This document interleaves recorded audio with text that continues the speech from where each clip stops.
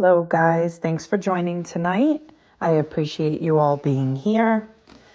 Okay, so we have part one of Team Wade ex-member Kelli.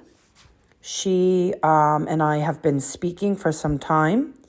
She has agreed to answer your questions. So we've put together a bunch of questions, and Kelli has responded to those questions via email.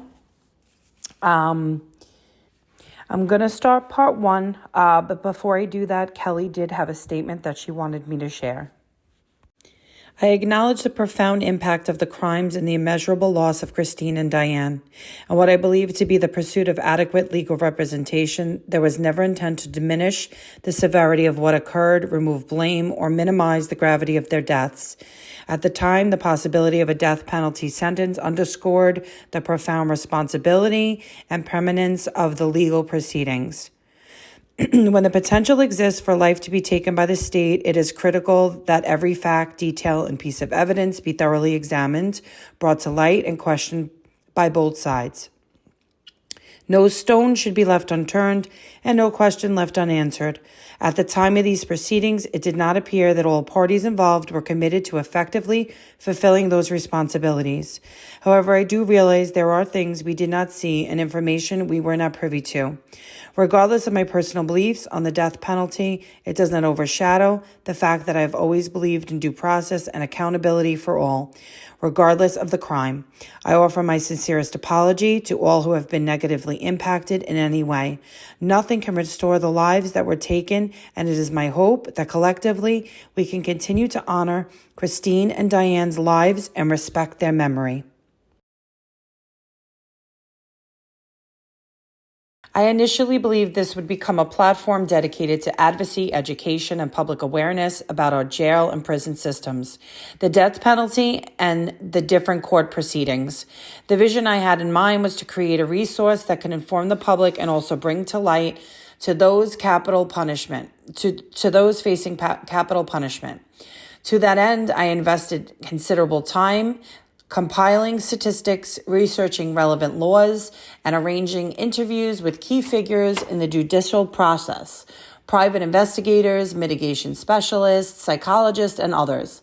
Obviously, that was cut short by the end of my involvement in this situation. I can't say I've completely removed the idea from my mind, but I will not be pursuing it anytime soon. I recognize that many people may not understand my motivation, nor do I expect them to. Not everyone will agree with this effort, but I felt compelled to pursue it, especially given other cases I knew of where unjustly convicted individuals faced the death penalty. I first met Jesse as Marie via FaceTime at the beginning of August. Over time, we became friends and maintained a relationship not centered around Wade. My initial inclination, as idiotic as it may sound, was to try to see the good. I've always been drawn to stand up for those who appear disadvantaged, and I've always wanted to support a friend who genuinely believed she could help him.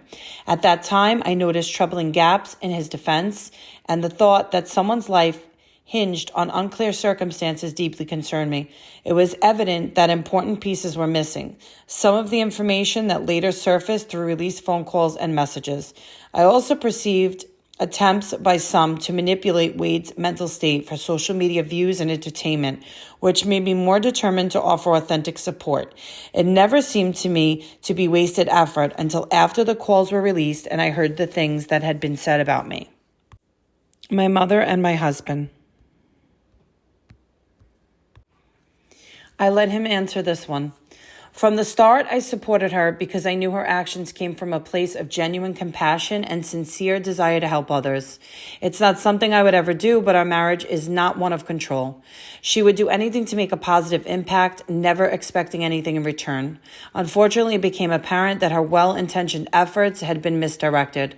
As her husband, I encouraged her to step back and remove herself from the situation.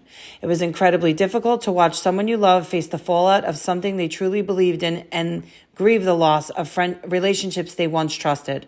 I won't dwell on the cruelty she encountered online, but it nearly changed our family's future forever. In the end, we've gained valuable lessons, and this experience does not define who she is at her core. I did not have any involvement in the operation and or management of the Fundly. I never had the login information, nor did I have access to or oversight of the donated funds. In August, the initial cease and desist letters sent were a collaborative effort.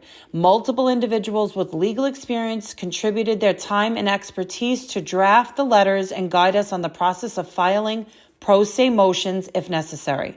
It is inaccurate to claim that I alone directed their issuance or pressured anyone to send them out. In reality, I could never have forced anyone to take any action they didn't want to take. All decisions were made by Jesse in coordination with Wade. In reference to this particular situation, Wade strongly insisted on sending these letters due to ongoing negative content being released online, which he believed could harm any future legal proceedings. I did help by reviewing the letters and locating publicly available addresses. I did inquire about cease and desist actions in connection with the civil case filed in late September. In that instance, the county clerk's office posted to the public in error an unredacted declaration I had provided and refused to immediately correct it.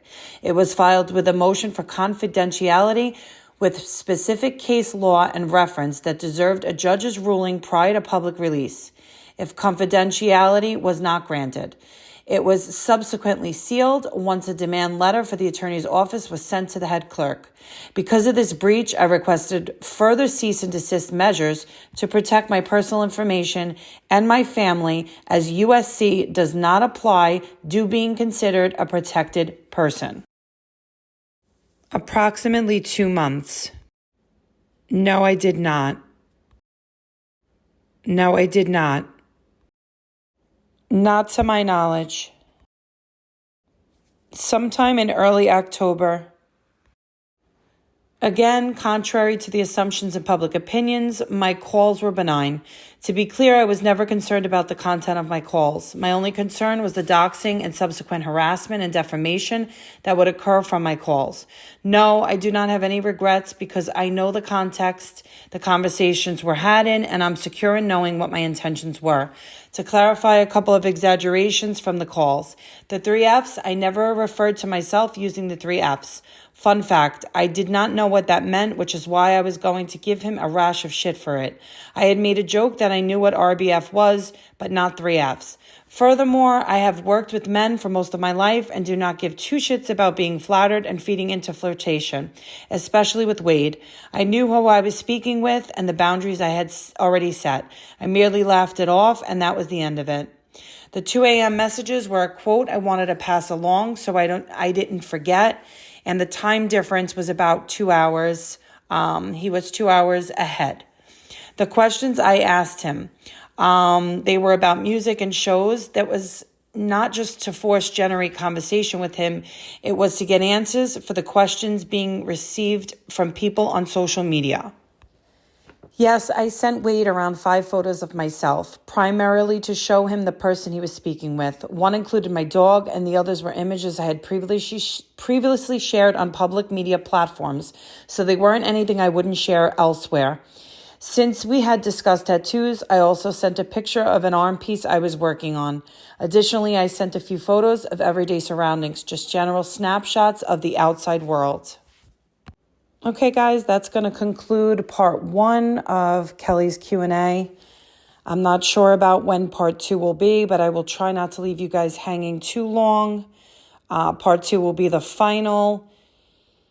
She is going to address some questions about some of the characters involved in this Wade Wilson saga, and she'll address her departure from the team. I do thank you guys for listening. Please like and subscribe and make sure your notifications are turned on. This way you can be notified when I am live. Thanks again, guys. Appreciate it. Have a great week.